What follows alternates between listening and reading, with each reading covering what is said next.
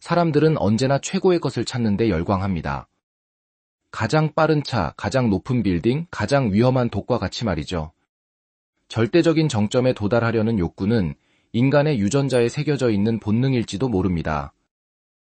그렇다면 세상에서 가장 독한 술은 얼마나 독할까요? 몸에 이롭진 않지만 많은 이에게 사랑받는 술의 핵심은 바로 에탄올이라는 작고 기묘한 화학물질입니다.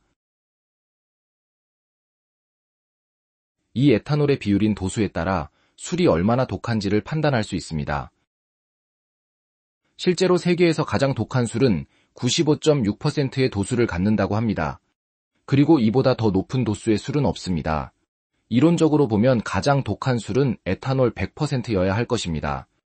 하지만 왜 더 독한 술은 만들지 않는 걸까요?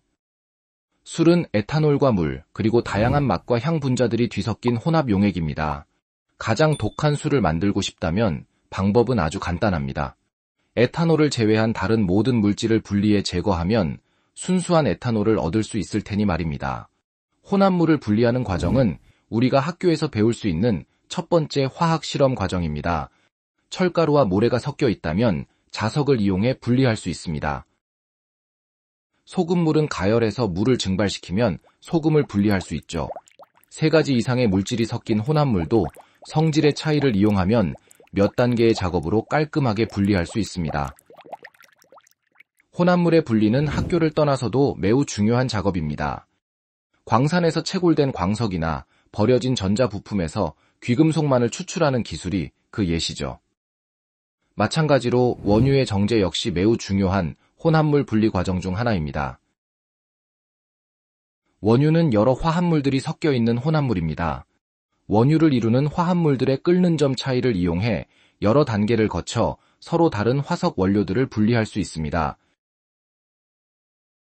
원유의 정제는 증류탑에서 이루어지는데 프로페인이나 뷰테인은 끓는 점이 상대적으로 낮아 증류탑 상층에서 석유가스 형태로 분리할 수 있습니다. 반면 휘발유, 경유, 등유 등은 끓는 점이 상대적으로 높아 증류탑 중간에서 액체 상태로 분리됩니다. 이들이 분리되고 남은 찌꺼기는 증류탑 하부에 남게 됩니다. 이 찌꺼기는 도로 포장에 사용되는 아스팔트로 활용되거나 석유 코크스 형태로 분리되어 리튬이온 배터리의 음극재로 활용되기도 합니다. 이처럼 물질 간의 끓는 점 차이를 이용한 혼합물 분리 방식을 분별 증류라고 합니다. 에탄올과 물이라는 두 종류의 액체 혼합물인 술 역시 분별 증류로 분리가 가능합니다. 간단하게 생각해 봅시다. 물의 끓는 점은 섭씨 100도씨이고 순수한 에탄올의 끓는 점은 섭씨 78.37도씨입니다. 따라서 물과 에탄올 혼합물의 온도를 서서히 높이면 끓는 점이 낮은 에탄올이 먼저 끓을 것입니다. 이때 가해지는 열 에너지는 에탄올이 기화하는 과정에 사용되고 혼합물의 온도는 일정하게 유지됩니다. 그러다가 에탄올이 모두 기화돼 날아가면 순수한 물과 에탄올의 분리가 끝납니다. 이 과정이 우리가 배우는 분별 증류의 원리에 따른 이상적인 흐름입니다.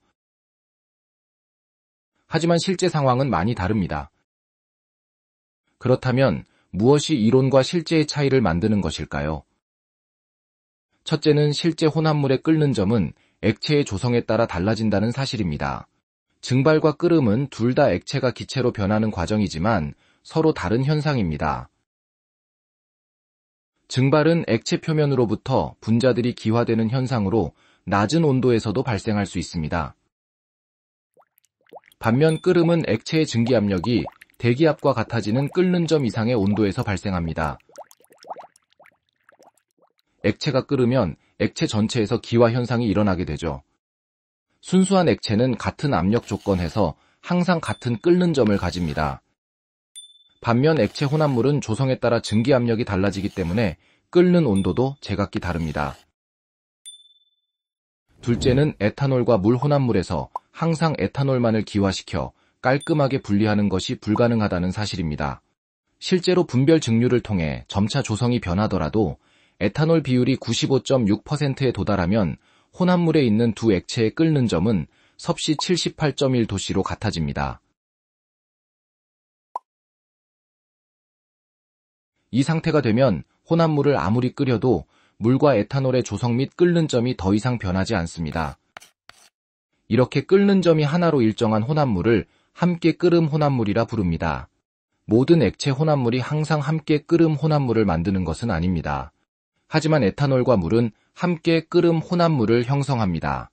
그렇기 때문에 분별 증류로 얻어지는 술의 최고 도수는 95.6%인 것입니다. 함께 끓는 혼합물은 소위 진한 물질의 기준에서도 나타납니다.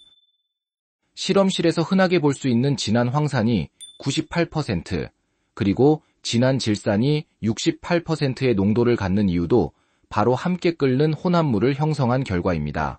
그렇다면 100% 에탄올은 절대로 얻을 수 없을까요? 인간은 쉽게 포기하지 않습니다. 만약 물을 흡수하는 흡습제 등을 넣어 에탄올 95.6%의 비율을 억지로 넘길 수만 있다면 이후에는 분별 증류로 100%의 에탄올을 만들 수 있습니다. 하지만 그런 행위가 어떤 의미가 있을까요? 우리가 100%의 술을 만들지 않는 것은 과학적인 한계 때문만은 아닙니다.